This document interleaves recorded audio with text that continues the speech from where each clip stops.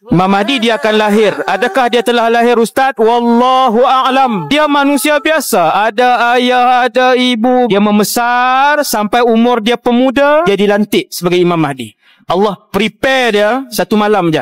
Dikatakan orang Madinah. Nabi sebut yang jelas namanya Muhammad. Ayahnya nama Abdullah. Dia lahir Madinah. Sebelum Dajjal, tanda besar yang pertama, Imam Mahdi dulu. Imam Mahdi pejuang, dia pemimpin tentera Islam terkuat dunia. Apabila dia muncul, pemuda beriman itu muncul. Yang bai'ah pertama dengan beliau adalah kumpulan ulama, awliya daripada Syam, Iraq. Dia mesti dibai'ah di depan Kaabah, bukan di Madinah bahkan. Tidak ada khilaf, Imam Mahdi hanya dibai'ah di hadapan Kaabah. Imam Mahdi keluar, dibai'ah, bermulalah episod membersihkan taghut, kezaliman di atas muka bumi Allah. Imam Mahdi akan memimpin tentera. Dia akan pimpin tawan. Akhirnya kafir bergabung keseluruhan, berperang dengan Imam Mahdi. Perangan itu adalah peperangan terbesar dunia.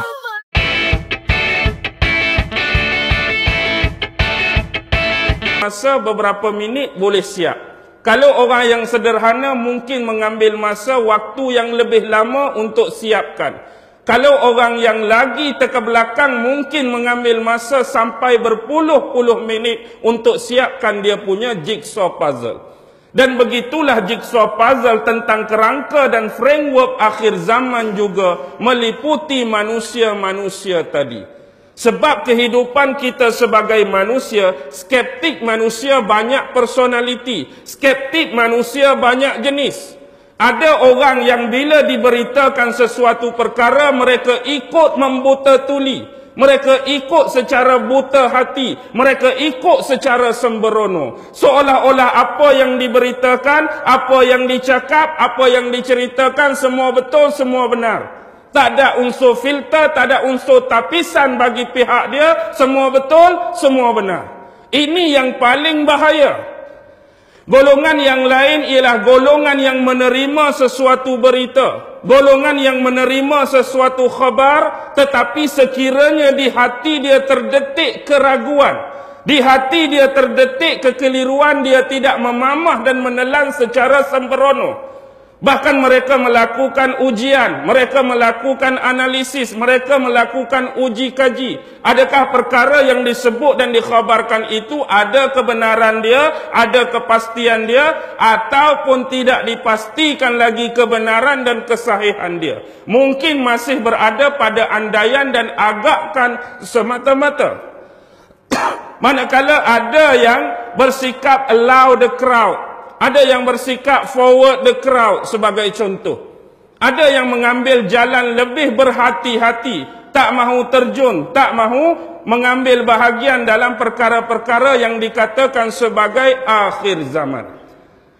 Dan jigsaw puzzle ini perlu dilengkapkan. Sama ada cepat ataupun lambat, masa tak akan pernah menunggu kita. Masa sentiasa kejar, masa sentiasa hambat kita. Sama ada kita cuba faham, sama ada cuba lengkapkan, masa akan terus berjalan. Baki lagi antara kita faham atau tidak, perasan atau tidak, berilmu atau tidak, semuanya terletak pada tangan kita. Dan bila nak sebut tentang bentuk ancaman, ingatan saya kembali kepada satu benda lagi, ialah teka silang kata. Pernah main tak teka silang kata? Teka silang kata ni macam-macam dia boleh. Dari atas ke bawah pun boleh. Dari bawah ke atas pun boleh. Kiri ke kanan pun boleh. Kanan ke kiri pun boleh. Dia boleh datang dalam berbagai bentuk andaian, agakkan, pendapat. Baik, sekarang bila bermain dengan teka silang kata, kita terpaksa memecahkan satu kekeliruan yang paling besar. Dan sebab kekeliruan inilah yang paling banyak kita menerima fitnah-fitnah bagi orang yang tidak memahami keadaan yang sebenar. Sebagai contoh, kita lihat dalam Al-Quran. Al-Quran ini boleh dibahagikan kepada 3 unsur utama. Yang pertama, Allah garap unsur akidah, unsur tauhid. Yang kedua, Allah garap unsur perundangan, unsur syariat. Yang ketiga, Allah garap untuk akhlak, unsur adab, unsur etika yang hari ini kita namakan sebagai tasawuf. Dan kadang-kala di sebalik ketiga-tiga unsur utama dalam Al-Quran ini, Allah selitkan kisah-kisah. Yang mana kisah ini mungkin datang dalam bentuk individu. Kadang-kadang Allah cerita pasal Luqman, individu. Allah cerita pasal Nabi Khidir, individu. Allah cerita pasal nabi-nabi yang tidak disebutkan antara nabi yang wajib diimani yang 25, tetapi disebutkan secara nyata ataupun tidak. Kadang-kadang keluar tentang Tubak, kadang-kadang keluar Nabi Uzair, kadang-kadang keluar Nabi Yusha yang jadi peneman Nabi Musa waktu nak pergi cari Nabi Khidir dan seumpama dengannya. Dan kadang-kadang dia datang dalam bentuk berkumpulan. Ada kumpulan yang lebih besar, ada Ashabul Ukhdud, ada Ashabul Kahfi, ada Ashabul Fil, ada Ashabul Ras dan ashab-ashab yang lain. Dan ini adalah watak-watak yang kita katakan dalam garapan positif dan watak-watak dalam garapan negatif juga. Ada watak seperti Namrus, ada watak seperti Fir'aun, ada watak seperti Korun, ada watak seperti Haman dan watak-watak kejahatan dan berunsur negatif yang lain. Untuk apa Allah garap dan ceritakan balik semua unsur-unsur dan sumber ini sedangkan dia sudah jauh berlalu dengan zaman Rasulullah? Perlu apa lagi Allah garap balik, recycle balik, reverse balik, ulang balik? Adakah keperluan benda ini untuk Nabi dan para sahabat? Adakah perlu dan pentingnya cerita ini untuk umat-umat akhir zaman sedangkan kejadian waktu tempoh yang sebenar sudah lama berlangsung dan berlalu? Bahkan antara kita dengan Nabi Adam jauh berapa ribu? Berpuluh ribu. Kita dengan Nabi Nuh juga jauh. Kita dengan Ibrahim dan Namrus juga jauh. Kita dengan Musa dan Fir'aun juga jauh. Kita dengan Nabi Lut dan kaum dia juga jauh. Dan bahkan Nabi Isa sekalipun juga jauh. Bahkan kalau dikira sebagai umur umat akhir zaman yang mengaku beriman kepada Nabi Muhammad, kita juga sudah terlepas jauh dengan zaman Rasulullah sendiri. Tetapi untuk apa Al-Quran ulang balik ini? Ada pemaknaan dia. Sebab setiap sejarah itu tagline yang paling mudah, setiap sejarah dalam dunia pasti dia akan berulang kembali. Setiap sejarah dia akan diulangi kembali. Siapa yang akan mengulang sejarah tak perlu pergi jauh. Mungkin kita cari watak-watak yang akan mengulang kembali sejarah ini. Siapa yang nak ulang kalau bukan kita? Kitalah pengulang-pengulang watak-watak sejarah tadi, cuma terletak di bahu kita, di iman kita, di dada kita. Pilihan berada pada tangan sama ada anda nak bawa watak yang baik atau anda nak bawa watak yang tak baik. Anda nak ambil watak Ibrahim, anda boleh, anda boleh. Anda nak bawa watak Musa, anda mampu. Anda nak bawa watak-watak yang baik, anda boleh. Tetapi ingat, dalam kebolehan tersebut, manusia-manusia yang tak bernasib baik, mereka mengulangi balik watak-watak yang tidak baik. Watak-watak yang sudah berlaku pada zaman sebelum ini. Watak kaum Nabi Nuh. Permulaan di atas dunia ini manusia mula menyembah berhala. Adakah watak ini tidak berulang? Langsung seekor patung pun tak ada atas muka bumi hari ini? Tak ada patung kah? Bahkan saya kira lebih banyak dan lebih berlambak daripada zaman Nabi Nuh. Dan mereka sedang mengulangi watak yang sama, watak yang ada pada kaum Nabi Nuh dulu. Zaman Namrus, manusia yang mengaku Tuhan, manusia yang hebat, zaman pencakar langit, zaman dinaikkan bangunan-bangunan yang hebat, zaman dinaikkan bangunan-bangunan cakrawala. Hari ini tak ada satu pun bangunan hak naik, betul tak? Bahkan lebih banyak bangunan-bangunan yang naik. Watak-watak ini juga sedang berlaku pada zaman ini, zaman Fir'aun. Allah minta Nabi Musa alaihi salam tegur Fir'aun. Sebab zaman Fir'aun tak ada kemajuan. Tak ada kemajuan ke zaman Fir'aun waktu Fir'aun kena tegur. Kemuncak kemajuan zaman Fir'aun. Ini bukan sebab soal ekonomi. Ini bukan sebab soal kemajuan. Ini adalah soal akidah. Kerana Namrud sudah melanggar etika-etika dan adab sebagai seorang hamba. Dia kufur pada pencipta dia. Dia kufur pada Tuhan dia. Dan lebih jauh dia mengaku dan klaim dakwa dia sebagai Tuhan. Dan inilah utusan Allah yang bernama Musa terpaksa dan perlu dihantar. Untuk apa? Untuk supaya dia reverse balik. Supaya dia terselamat. Supaya dia bertaubat. Tetapi manusia-manusia yang sombong seperti ini sukar diubati. Manusia-manusia yang engkar seperti ini sukar dipatah balik. Jadi watak-watak Namrud, watak-watak Fir'aun tak wujud ke hari ini? Tetap wujud. Bahkan semua watak-watak Nabi dan kaum masing-masing tetap wujud sampai hari ini. Dan anda perlu ingat ancaman-ancaman, anda perlu melakonkan watak-watak ini kembali, sama ada nak atau tidak, sedar atau tidak. Jadi pilihlah watak dan lakonan yang baik, hindarilah watak dan lakonan yang tidak baik. Jadi kembali kepada persoalan tadi. Sememangnya benda tu sudah berlangsung atau belum waktu Al-Quran turun. Wahyu yang turun pada Nabi cerita pasal Nabi Ibrahim ni, cerita ni berlaku dah ke tak lagi? Cerita yang dah berlaku ni zaman Muhammad. Benda tu berlaku dulu, diceritakan kemudian. Zaman Nabi Musa pun sama. Adakah Al-Quran turun pada Nabi Muhammad, cerita pasal Nabi Musa dan Fir'aun, benda tu tak berlaku lagi? Dah berlaku. Semua yang sebelum zaman Nabi Muhammad dengan watak-watak bentuk individu dan kumpulan tadi dah berlaku sebelumnya. Lalu diceritakan di kemudian hari kepada umat Nabi Muhammad sebagai pelajaran, sebagai ibrah, sebagai iktibar. Supaya tidak terjadi perkara-perkara demikian di kemudian hari. Apa perkara-perkara demikian tu?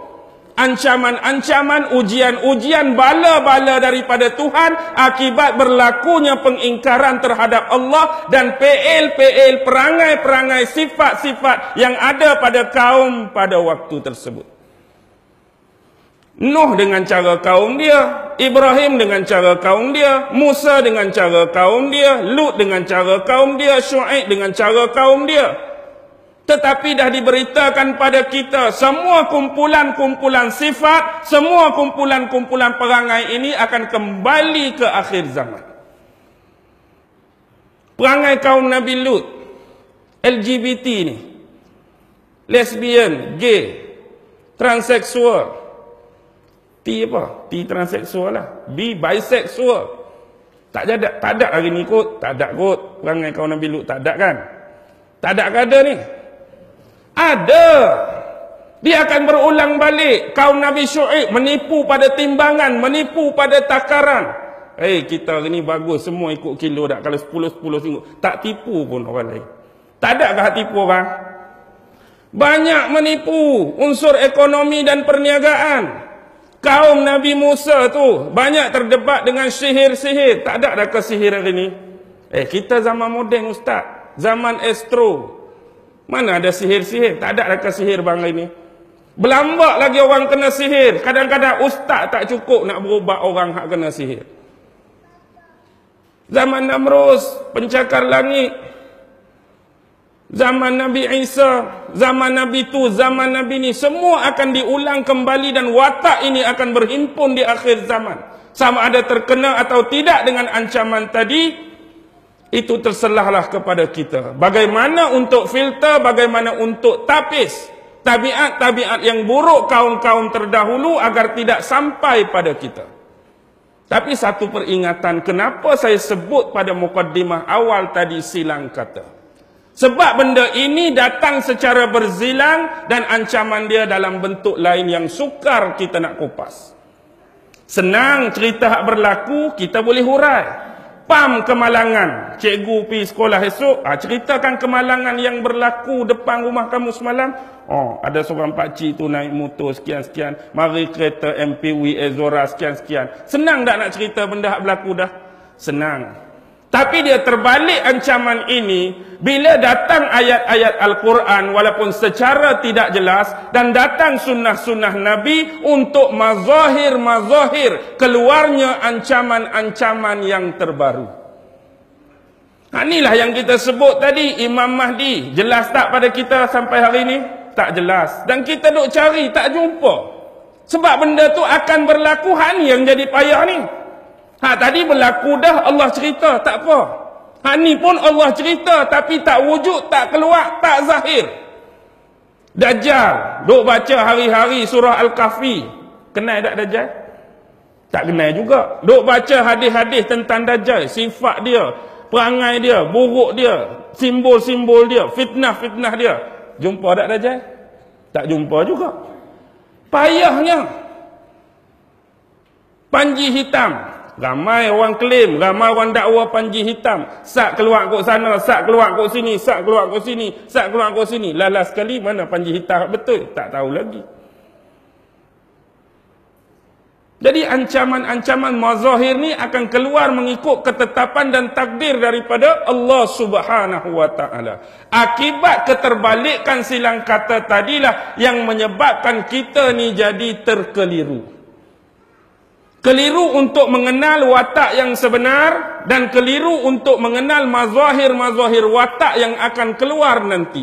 Jadi apa kemampuan yang kita ada, sememangnya kita perlu kembali kepada dua sumber utama, Quran dan juga sunnah. Tetapi ada pandangan-pandangan yang menyakitkan hati kita.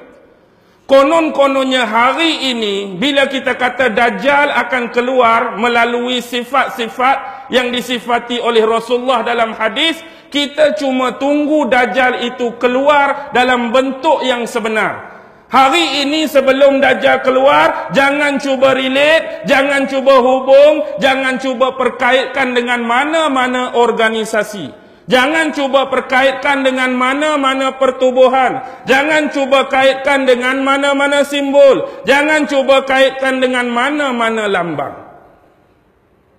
Kerana hak disebut lambang ke simbol ke organisasi ke kumpulan ke bangunan lebih kepada andaian dan agakan, tak ada kepastian. Jadi nak tunggu hak pasti, biar hadis Nabi sebut Dajjal tu keluar sungguh, baru kita bersedia. Agak-agak dan bersedia ke kalau Dajjal keluar betul? Hak tak keluar lagi ni, apa yang dah jadi kat kita sekarang? Apa yang dah jadi kat kita sekarang? Dalam keadaan dia tak keluar lagi. Ni baru fitnah dia, baru tuan tubuh tak keluar lagi, baru fitnah dia sendiri tak zahir lagi. Dah macam-macam kerosakan, dah macam-macam kemusnahan, dah macam-macam haru biru. Apatah lagi kita nak tunggu dia betul-betul keluar dalam bentuknya yang asli. Tu pun kalau dia keluar bentuk yang asli, kita kenal ke tak? Confirm ustaz saya kenal kalau dia keluar betul-betul. Siapa berani confirm, angkat tangan. Kita pun tak berani. Begitu juga dengan Imam Mahdi. Kita hanya baca melalui kriteria dan sifat-sifat dia. Kita pun tak tahu, mungkin dia dah keluar tapi kita tak kenal. Atau dia belum keluar, cuma yang kita bimbang bila dia keluar, kita yang jadi musuh dan penentang utama dia. Kita bukan jadi pendukung dia.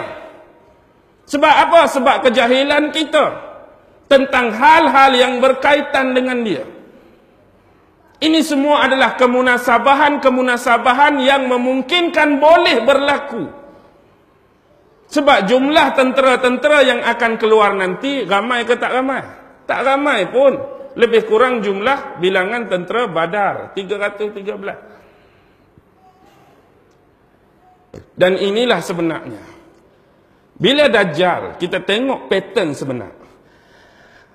Umat-umat, selain daripada umat Islam, kita perlu tahu, mereka ada yang beragama Yahudi, betul.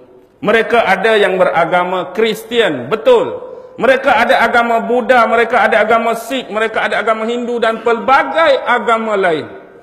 Dan mereka juga mengakui dan klaim bahawa di sisi mereka ada kitab suci masing-masing. Dan kita bukan nak membicarakan tentang hal tersebut. Walaupun kita hari ini dengan dominannya bahawa perkaitan kita untuk membicarakan soal ancaman dan akhir zaman tertunjang kejap pada Quran dengan sunnah. Kalau kita pergi tanya orang Kristian, agak-agak dia nak guna tak Quran sunnah kita? Dia tak akan guna. Dia akan berlapik pada kitab Injil, kitab Bible. Sekurang-kurang 4 Bible tu kan. Injil Mark, Injil Matthew, Injil John, Injil Luke. Kalau pergi tanya orang Buddha, agak-agak dia nak guna kitab apa? Nak guna tak kitab Injil? Dia tak akan guna. Nak guna Quran, tak akan guna. Dia akan guna Tripitaka dia. 3 bakul tu. Sutta Pitaka, Wisaya Pitaka, Abhidhamma Pitaka. Kalau pergi kat orang Hindu, agak-agak nak guna apa? Guna kitab Weda dia. Rig Weda, Yajur Weda, Sama Weda, Atharva Weda. Pergi kitab Sikh pun kitab dia. Agama ni pun kitab dia. Mereka ada pemahaman yang tersendiri mengapa mereka klaim ini sebagai kitab suci masing-masing. Tetapi perlu diingatkan beberapa perkara. Bila dia dikaitkan dengan agama dan kitab suci dan otomatik, otoriti paling tinggi dan besar, hal keterkaitan dengan akidah dan keimanan, pasti setiap agama yang mengklaim bahawa mereka mempunyai kitab suci masing-masing, pasti ada kisah-kisah tertentu untuk dikaitkan dengan latar belakang akhir zaman. Kita dikaitkan dengan ramalan-ramalan daripada hadis Rasulullah, ada kes-kes tertentu. Bila tanya orang Kristian sekalipun, mereka ada ramalan mengikut kitab dan agama mereka. Terutamanya kitab Nabi Daniel. Pernah dengar Nabi Daniel? Pernah dengar tak Nabi nama Nabi Daniel? Pernah. Dr. Daniel tu biasa, tu doktor kita. Nabi Daniel hidup selepas siapa? Selepas Musa ke sebelum Musa? Selepas Nabi Musa. Dia hidup pada zaman penyerangan awal kerajaan Palestin, kerajaan Babylon di bawah Raja Nebukadnezar. Kerajaan Palestin paling awal, yang kukuh, yang teguh tu, 3 kali diserang. Kerajaan Babylon serang. Bila baru nak naik pula kerajaan Parsi serang. Baru nak naik pula kerajaan Rom serang, Maharaja Adrian. Zaman awal tu Nebukadnezar, Bukhtansor serang zaman tu, zaman Nabi Daniel. Di samping 3 nabi lain, ada Nabi Hananya, ada Nabi Azria, ada Nabi Misail. Zaman ni lah 80 orang roba Yahudi dan nabi-nabi ini dibawa ke Babylon. Dibawa ke Babylon, lalu di sinilah berlaku peristiwa paling hitam dalam sejarah.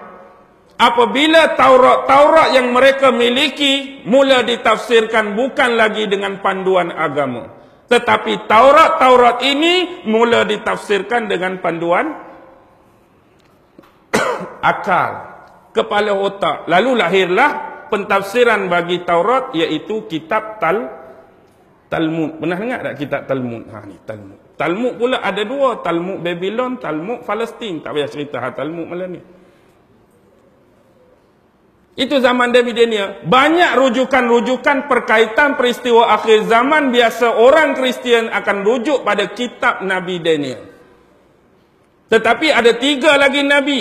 Yang ini juga merujuk kepada peristiwa akhir zaman, tapi dia tak umum macam kitab Nabi Daniel.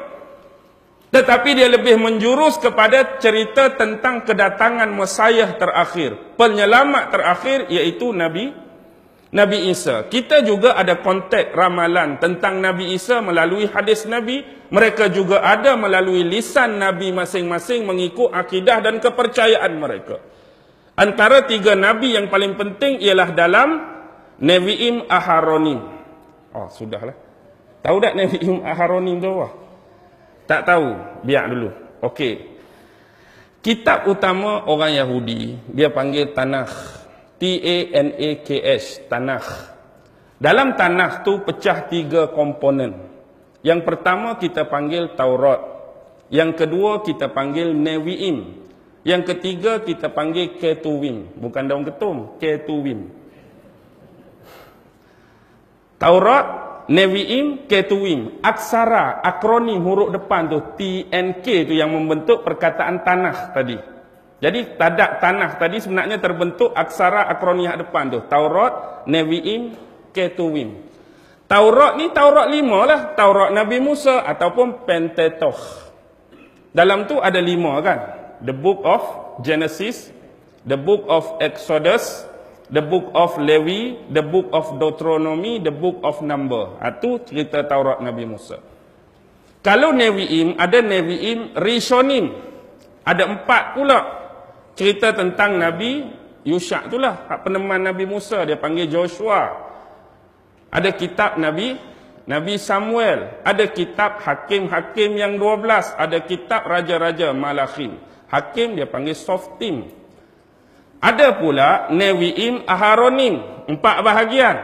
Yang pertama Nabi Yesaya. Yang kedua Nabi Yeremia. Yang ketiga Nabi Yehezkiel. 3 Nabi inilah yang banyak menjurus kepada berita dan ramalan tentang kembalinya kedatangan Sang Mesaya, Juru Penyelamat yang sebenar. Yang keempat tu baru masuk Tre Asar. 12 Nabi-Nabi kecil di sisi orang Kristian. Bermula dengan Nabi Hosea, Nabi Yul, Nabi Amos, Nabi Obadjah, Nabi Nahum, Nabi Mikha, Nabi Habakuk, Nabi Yunus, Nabi Zefanya, Nabi Hajai, Nabi Zakaria, Nabi Malachi. Pernah dengar? Tak pernah, biar. Ni Nevi'im Aharonim cerita pasal 3 orang tadi.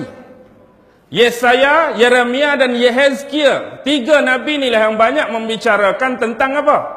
Tentang kedatangan juru penyelamat palsu. Juru penyelamat sebenar. Palsu merujuk kepada penyelamat bermata satu, penyelamat sebenar merujuk kepada Nabi Isa. Dan ramalan ini juga dah diberitakan oleh Rasulullah. Kita nak tolak atau tidak ramalan mereka? Kita tolak seolah-olah tak pernah turun seorang Nabi pun pada Bani Israel. Tak turun Nabi kepada Bani Israel. Sedangkan 70% Nabi turun pada Bani Israel. Bukan kita maksud tak menolak. Maksud kita di sini ialah sebagai komparatif. Sebagai perbandingan, bukan untuk dijadikan hujah. Bukan untuk dijadikan dalil dan bukti. Inilah kesilapan terbesar bila hari ini setiap event-event dan peristiwa yang berlaku, kalau kita hubung dan relate tentang kisah akhir zaman, mereka kata kita gunakan kaedah pluralisme. Ingat, pluralisme lain. Pluralisme bermaksud penyamarataan dalam semua konteks agama. Dia nak kaitkan dengan pluralisme yang sebenar. Pluralisme yang sebenar ialah barang siapa yang beriktikad, barang siapa yang berkeyakinan, semua agama ni adalah sama. Tu betul-betul pluralisme. Contoh kita kata hari ni, agama Hindu dengan agama Islam sama saja. Semua betul. Semua bagus, semua baik. Tu pluralisme. Dan menjadi kesalahan dalam konteks pluralisme, dari sudut ibadat ni, Islam ni lebih bagus daripada agama Hindu, jadi salah kalau kita kata lagu tu. Dari sudut perayaan, orang Kristian pun kata bagus Kristian daripada Buddha, jadi salah kata lagu tu dalam konteks pluralisme. Tak boleh hang lebih, tak boleh hang kurang, kita semua sama. Sama ke? Sama ke semua agama ni? Tak sama. Tapi siapa yang duk laung-laungkan pluralisme dan liberalisme sekarang? Ramai tak penganut mereka? 2 orang ke? Beribu-ribu bang belakang mereka. Bukan 2 orang belakang pluralisme. Bukan 2 orang belakang liberalisme. Beribu-ribu. Dalam tu mungkin ada orang Islam kita pun. Dan hak bukan Islam yang kata semua agama sama. Bila kita cabar masuk agama Islam, dia berani ke tak? Dah hang kata sama, masuklah orang Buddha sekejap Islam. Sama saja. Dah sama kan? Agama mana pun tak apa. Pasal apa dia tak berani? Pasal apa dia tak berani? Dah kata sama, ikutlah hak mana-mana pun. Dah hak tu sama, hak ni sama. Okey, semua masuk Islam. Dah sama je. Duk Islam pun lagu tu, hang duk belah tu pun lagu tu juga. Berani ke tak berani? Tak. Kenapa masih sukar nak tinggalkan i'tiqad lama? Sebab itu cuma mainan di mulut. Tapi dalam hati mereka tak beriktikad pun tentang pluralisme. Seolah-olah bila kita cerita tentang perkaitan hubungan campur aduk ini, kita cerita satu peristiwa, kita cerita satu event, kita baca ayat Quran, kita baca sunnah Nabi, kita datangkan komparatif perbandingan kitab Injil, kitab tu, pandangan ni, pandangan ni. Dia kata kita melakukan pluralisme. Dia tak faham antara komparatif dan pluralisme. Pluralisme ni datang ayat Quran pun kamu kena percaya, hadis Nabi pun kamu kena percaya, kitab Injil pun kamu kena percaya, baru ada pluralisme. Saya suruh percaya ke? Saya cuma datangkan bentuk komparatif sebagai perbandingan. Islam melalui hadis Nabi kata lagu ni. Agama Kristian melalui kitab Nabi Daniel kata lagu ni. Kitab Nabi Yeremia kata lagu ni. Nak suruh buat perbandingan, bukan nak suruh percaya. Kena faham tu, jangan terlepas kekeliruan. Jangan mudah kita lontarkan tuduhan-tuduhan kepada orang lain dalam bentuk ungkapan-ungkapan tadi kalau kita tak faham isu dan suasana yang sebenar. Baik, kita kembali. Sekarang ni untuk kita mendapatkan sumber-sumber yang sebenar, ramai daripada kita, macam saya sebut pada awal tadi, tak mau dikaitkan organisasi ini dengan Dajjal. Tapi kalau kita tak mau kaitkan organisasi ni, kita katakan sebagai memang tak ada kena-mengena dengan Dajjal. Kena kata lagu tu dah lah. Dah kita nak tunggu hak sebenar, kena tunggu Dajjal keluar. Baru boleh kaitkan sesuatu apa yang dia buat, apa yang dia perangaikan. Jadi hak sebelum ni ada pertubuhan, lambang mata satu pun bukan Dajjal ni. Kita kena kata lagu tu lah. Jadi anda agak-agak hak mana? Hak ada sekarang, baik Freemason, baik Illuminati, baik Literalia Commission, baik Skull and Bones, baik Bohemian Grove, baik Rotary Club, baik apa club sekalipun, tak ada kena mengena dengan Dajjal. Habis kena mengena dengan siapa? Kena mengena dengan siapa? Habis kita kata peraturan Constitution